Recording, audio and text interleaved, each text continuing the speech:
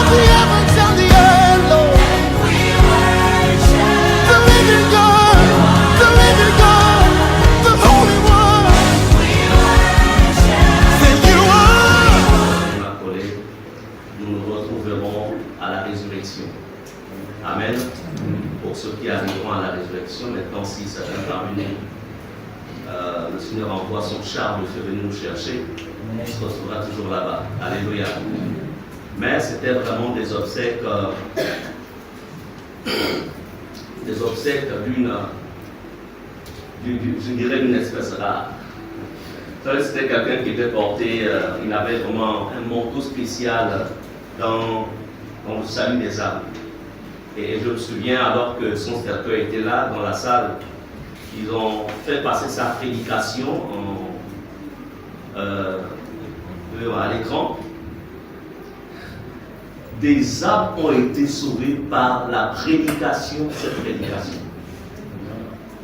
Lorsqu'il a fait l'appel à la repentance, c'est-à-dire que, vous voyez, l'image passe, et il fait l'appel à la repentance, dans cette image, il avait été enregistré. Et des âmes se lèvent et viennent accepter Jésus. C'était, comme ils disent, c'était wonderful. C'était particulier. Il y avait une telle onction dans la salle. En fait, Dieu venait nous dire, mon serviteur est dans ma présence. Alléluia. Alléluia. Et vraiment, c'est pour dire que on a passé de merveilleux moments, c'était merveilleux, gloire à Dieu. Nous sommes rentrés lundi au petit matin. C'est ça, au petit matin. Voilà, au petit matin. Alors, voilà. Amen. Bien. C'est pour dire que on va tous se battre pour être, tous nous retrouver là-bas. Alléluia. Rien dans ce monde doit nous retenir. Rien. Alors, je voudrais ce matin vous livrer le message que le Seigneur a mis dans mon cœur alors que je cherchais sa face. Le thème de ce message s'intitule Les deux portes. Les deux portes. Alors, qui a sa Bible comme moi? La Bible écrite? Ok. Encore 3 semaines, on acceptera que les Bibles numériques ici. On doit revenir à l'authenticité. Amen. Les Bibles numériques, c'est quand vous êtes dans le taxi, ou bien vous êtes en avion, ou vous êtes en bateau. Bon, tu acceptes de mettre ta Bible dans le sac, bon, tu peux de temps en temps pour ne pas trop t'ennuyer, pour lire ta Bible numérique, mais sinon, à l'église, on a tous la Bible. Amen. Je me suis surpris, comme je vous l'avais dit, je me suis surpris que je commençais à perdre, en fait, l'ordre des livres et l'ordre des chapitres. Parce que la Bible numérique te rend par-dessus. Tu vois, comment je peux mettre autant de temps pour retrouver, par exemple, Ecclésiaste? C'est parce que ça fait effectivement des années et des années, je me souviens, c'est depuis 2010 que je ne sais plus la Bible numérique, le livre.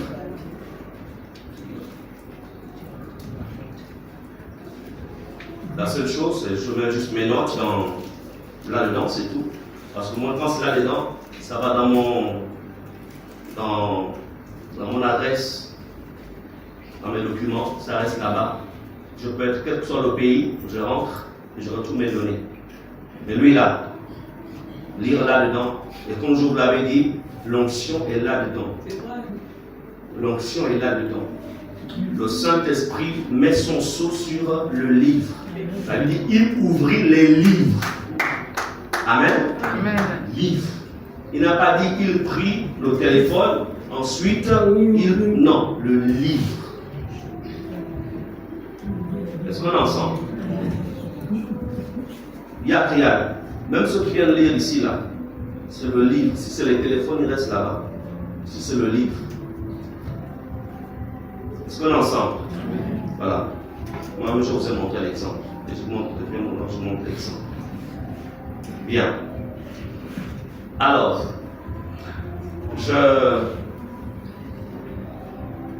les deux portes. Répétons les deux portes.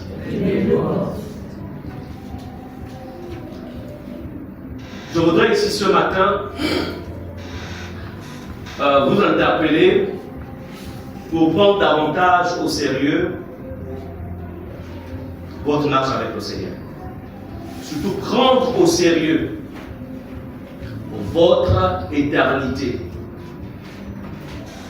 Prendre au sérieux votre éternité. Vous savez, si quelqu'un te dit, c'est-à-dire que d'un côté il y a le mariage, de l'autre côté il y a la cérémonie de mariage, et puis de l'autre côté il y a par exemple un anniversaire qu'on organise, et que les gens disent qu'il est mieux d'aller dans une maison de deuil. Parce qu'au moins là-bas tu réalises en fait la réalité de ce que tu es. Donc, il dit mieux vaut aller pour que tu te rendes compte que dans moi aussi c'est comme ça que ça va se passer. Parce qu'il y a beaucoup qui vont parfois dans ce genre de milieu-là se rendre compte qu'en fait ils pensent que c'est seulement l'autre, quoi. Mais mieux vaut aller.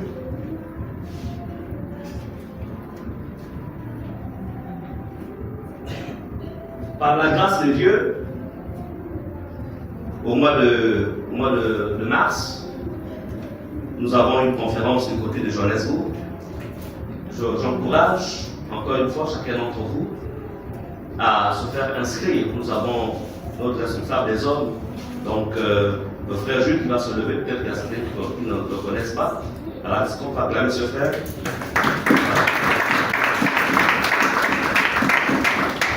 Ok, c'est bien d'avoir acclamé comment l'environnement peut acclamé.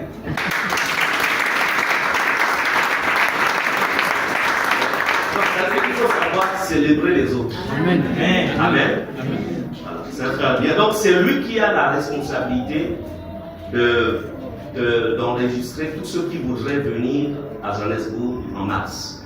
Nous avons une conférence là-bas avec toute la famille Réma mondiale. Tu peux t'asseoir, c'est bien.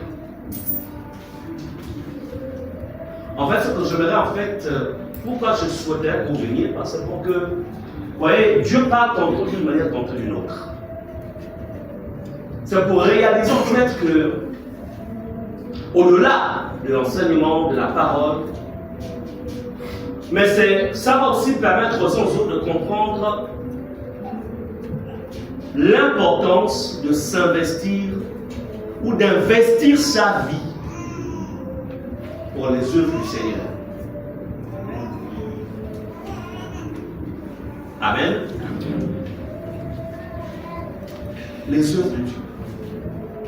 Vous savez, Dieu parfois, avant de te gratifier là-bas au ciel, il commence déjà à t'honorer les plus, c'est-à-dire pendant que tu es sur la terre.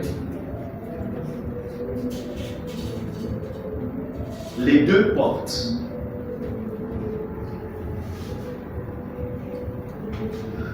Pendant que nous sommes assis dans cette pièce, dans cet endroit, chacun d'entre nous ici,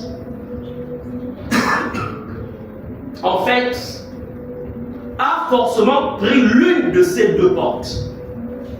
Quand je vais enseigner sur les deux portes ici, ce n'est pas quelque chose qui se passera demain.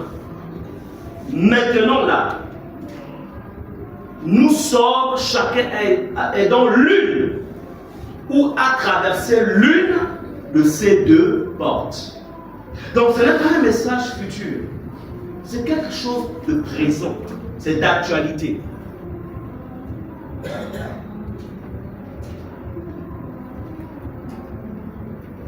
Je voudrais encore une fois vous rappeler, et je ne cesserai de le dire, nous sommes sur la terre, nous sommes en transit. Répétons le transit. Ne l'oubliez jamais. Même si votre vie fait 100 ans, tu es toujours en transit. qu'elle fasse 50 ans, qu'elle fasse 30 ans, tu es en conséquence. Nous avons été envoyés sur la terre. Un, pour servir le Seigneur. Deux, pour préparer en fait ton éternité. Maintenant, lorsque je dis servir le Seigneur, c'est le servir dans le domaine dans lequel lui il t'a suscité. Il y a certains qui peuvent le servir comme ingénieur dans tel domaine, d'autres peuvent le servir comme homme d'affaires, d'autres peuvent le servir étant dans une direction particulière, une administration particulière, d'autres aussi peuvent le servir comme nous, mon pasteur, apôtre et autres. Amen. Oubliez le but pour lequel nous avons été placés sur la terre. C'est avoir vécu pour rien.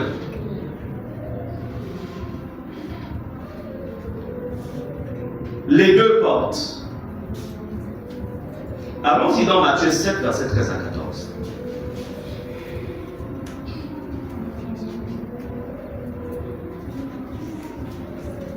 Nous avons le diacre Mombo qui s'est déplacé, qui n'est pas avec nous ici à Libreville.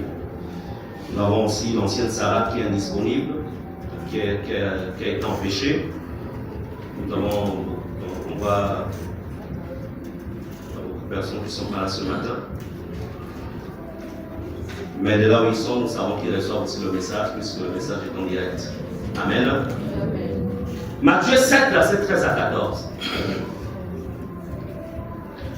Ici, c'est Jésus qui parle. Ce n'est pas un message qui a été rapporté c'est-à-dire une révélation qu'un apôtre a reçue ou que l'un des 12 disciples a reçue. Non. C'est lui-même, Jésus, qui est l'auteur de notre salut. Jésus qui est mort sur la croix. Jésus qui a dit, je suis le chemin, la vérité et la vie.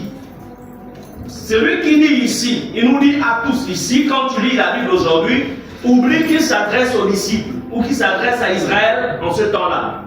Lorsque tu lis la Bible, réalise que c'est à toi que Dieu parle. Et il te dit, entre, c'est vrai qu'ici c'est un impératif, deuxième personne, on va dire, du pluriel. Mais ici, lisons-le au présent. Entre par la porte étroite. Car large est la porte, spacieux est le chemin qui mène à la perdition. Et il y en a beaucoup qui entrent par là. Verset 14. Mais étroite est la porte, resserré le chemin qui mène à la vie. Et il y en a peu qui les trouvent. Et moi j'ajouterai, il y en a peu qui y demeurent. Deux portes. Il n'y en a pas trois. Le monde entier, depuis qu'il est monde, il y a deux portes qui existent pour l'éternité. Puisque nous sommes dans le temporel. Le temporel a une fin. Lorsqu'on entre là-bas, il n'y a que deux portes. Et je voudrais vous dire, qu'en ce qui concerne ces deux portes, c'est maintenant qu'on vise. Soit tu es déjà passé par là, soit tu es du côté de la porte large, ou tu es du côté de la porte étroite. Ici, Jésus ne s'adresse pas, en fait, aux incirconcis. Il s'adresse aux Juifs qui avaient une alliance avec Dieu l'alliance abrahamique. Mais voyons leur manière de vivre, leur manière de fonctionner, alors que lui, le chemin était là, lui, la lumière était là. Il leur dit, écoutez mes amis, entrez, rassurez-vous que vous êtes entrés par la porte étroite. C'est bien beau d'aller à l'église, à la synagogue ou au temple. C'est bien beau de chanter, de danser. C'est bien beau de lire la Torah chaque sabbat. C'est bien. Mais assurez-vous que vous êtes entrés par la porte étroite. Et ce matin, il nous dit, assurez-vous que tu es passé par la porte étroite. Tu pries en langue, c'est bien. Tu chasses les démons, c'est bien. Tu prophétises, c'est bien. Tu es fidèle dans ton groupe, c'est bien. Mais dans tout cela, assure-toi que tu es passé par la porte étroite. Il est question de ta vie. Amen. Amen.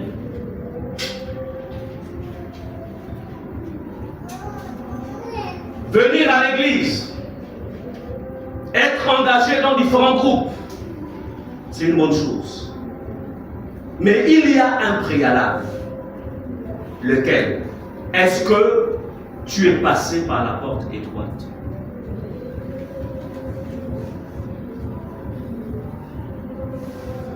Pourquoi il le dit? Parce que Jésus se rendait compte que les pharisiens, les sadducéens, en fait, tout ce monde, en fait, ils ne prenaient pas au sérieux leur éternité. Ils ne prenaient pas au sérieux. Ils avaient l'impression, en fait, je suis rendu, l'impression qu'en fait, ils avaient encore le temps. Vous savez, quand on est en bonne santé, on est en forme, on a l'impression qu'on a le temps. J'ai le temps de changer. J'ai le temps de me repentir. J'ai le temps de mettre ma vie en règle. Mais je peux vous dire une chose. La seule chose que nous possédons, c'est l'existence. C'est le présent là. C'est cette chose. C'est ce qui nous appartient. Parce que même entre 12h et 18h, ça ne t'appartient pas. Parce que tu ne sais pas ce qui peut arriver. C'est pourquoi Jacques, dans sa sagesse, dira, dites si Dieu le veut. On ne sait pas. On ne sait pas. Dit, je ne sais pas.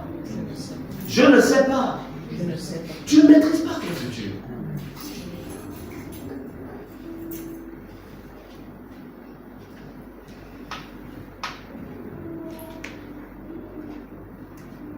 N'oubliez jamais que la partie la plus importante en nous, notre âme, a une existence éternelle. Ne l'oubliez jamais. Nous avons été créés pour ne jamais disparaître.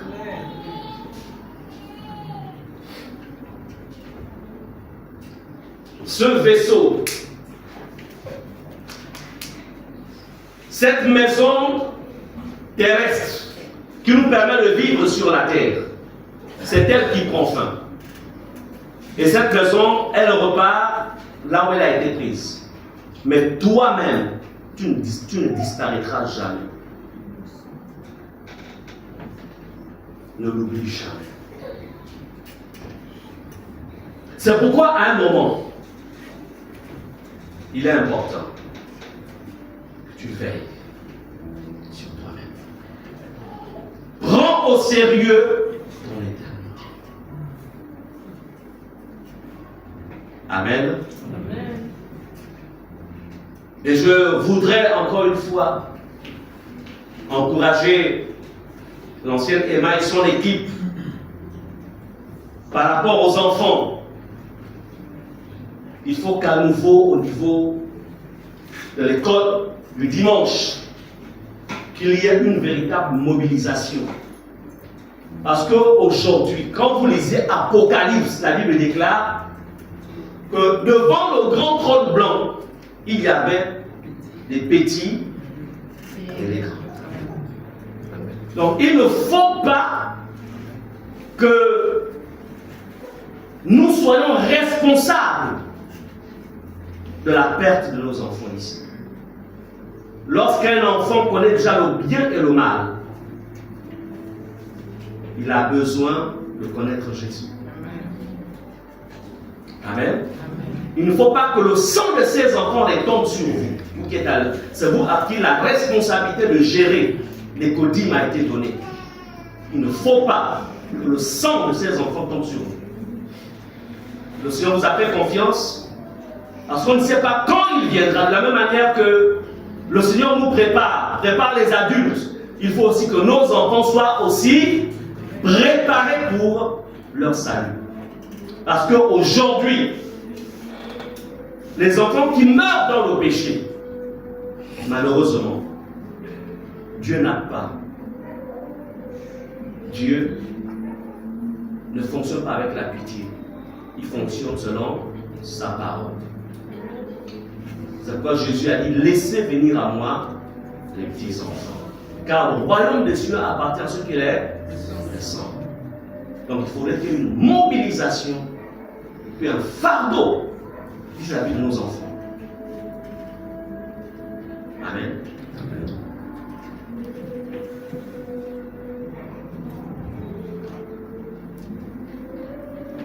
Entrez par la porte étroite. Tu es passé par quelle porte? Jésus dit dans Jean 10, verset 9. On va aller dans l'évangile de Jean, chapitre 10, au verset 9.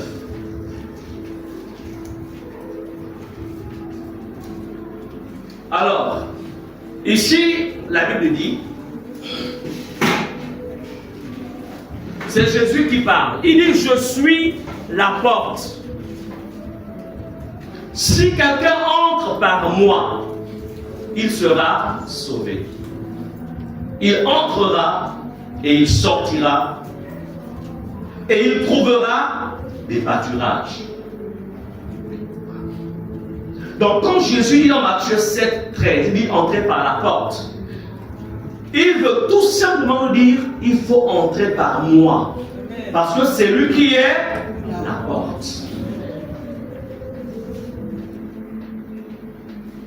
La question c'est que comment identifier tous ceux qui sont passés par la large porte avant d'identifier tous ceux qui sont passés par la petite porte, la porte étroite? Comment savoir que je marche dans la grande porte et que là ma vie, mon éternité est en danger? Parce que nous avons deux vies. On a la vie présente qui est la vie temporelle. On a la seconde vie qu'on appelle la vie éternelle. Quand on parle de la vie éternelle, c'est une vie éternelle soit avec Dieu ou une vie éternelle sans Dieu. Donc, ta première vie, ici, tu es géré par le temps. Certains, comme je disais, 30, 50, 100, 80, même certains, même parfois moins que ça. Tu es dans le temps, le temporel. Comment savoir que pendant que tu es dans le temporel, ton éternité aussi, parce que le temporel est lié à l'éternité. Ta manière de vivre maintenant est connectée à ton éternité. Ce n'est pas après la mort que tu vas te demander mais je vais aller où? Non. C'est maintenant là. C'est maintenant. Donc, ta manière de vivre présentement impacte, a un lien avec l'éternité. Si tu vis selon Jésus, sache que quand tes yeux se fermeront ici, et lorsqu'elles vont s'ouvrir de l'autre côté, tu seras en fait avec lui. Donc ne vous y trompez pas. Ta manière de vivre actuellement a un lien avec ton futur. Si tu vis comme tu veux, ça va être assez compliqué. Donc, on va essayer de voir, on va voir ce que la Bible va nous dire là-dessus. Alors, comment savoir si toi qui es là assis, tu es là ce matin, si tu vis à partir de la porte étroite, si tu es passé par la porte étroite ou si tu es passé par la porte large. Commençons d'abord par examiner tous ceux qui sont passés, c'est-à-dire vous êtes là, mais vous êtes en train de vivre selon la large porte. Galates 5, versets 19 à 21. Il n'y a que la parole qui peut nous éclairer. Galates chapitre 5. Il n'est pas question de t'auto-convaincre. C'est la Bible qui est ta lumière. C'est la Bible. Galates 5, versets 19 à 21. Je vais lire la parole de Dieu. Il est écrit: Or, les œuvres de la chair, et moi je dirais les œuvres qui se produisent lorsqu'on prend le chemin de la large porte, la porte large, sont manifestes. Ce sont l'impudicité. L'impudicité, ce sont les péchés sexuels. La fornication. C'est-à-dire rapport sexuel hors mariage. Même si tu es fiancé, tant que tu n'es pas marié et que tu as rapport sexuel, Dieu te dit tu es impudique. Donc tu es sur le chemin large. Tu n'es pas marié, mais tu fais ce qu'on appelle ça comment embrasser par la bouche. Tu es sur le chemin large. Tu convoites les sœurs ou les femmes dans ton lieu de travail. Parce qu'il y a deux types de péchés. Il y a les péchés physiques et il y a les péchés spirituels. C'est pourquoi Jésus dit que celui qui regarde une femme pour la convoiter a déjà commis adultère. Ce sont les péchés spirituels. Quand bien même le péché lui-même est d'abord à une essence spirituelle. Maintenant, le péché physique, c'est quand on utilise notre corps, non pas moi mais les autres, pour faire ce qu'il ne faut pas faire. Amen. Vous devez connaître ces choses-là. Il y a certains qui disent, mais pasteur, la grâce de Dieu, Jésus est amour. Mais l'amour de Dieu, ce n'est pas en fait, comment dirais-je, ne consiste pas à vivre dans le péché. Non. Mais moi, je vais ouvrir mon...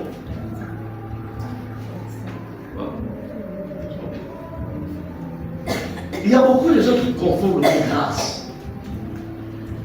C'est-à-dire que la grâce de Dieu, quand elle est sur ta vie, quand la grâce de Dieu agit, en fait, elle t'éloigne du mal.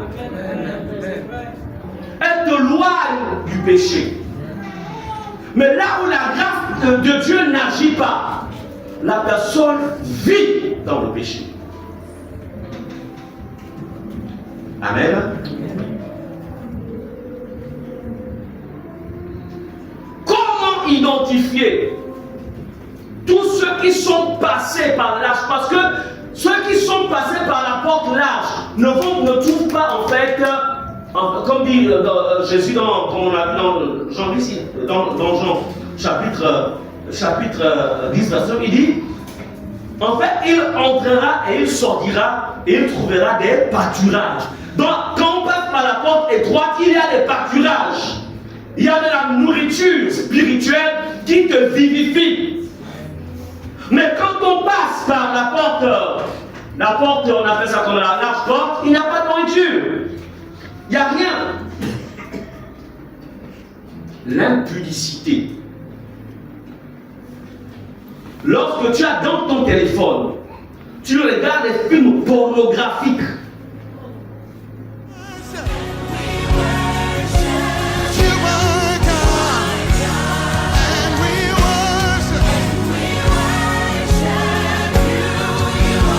Maker of the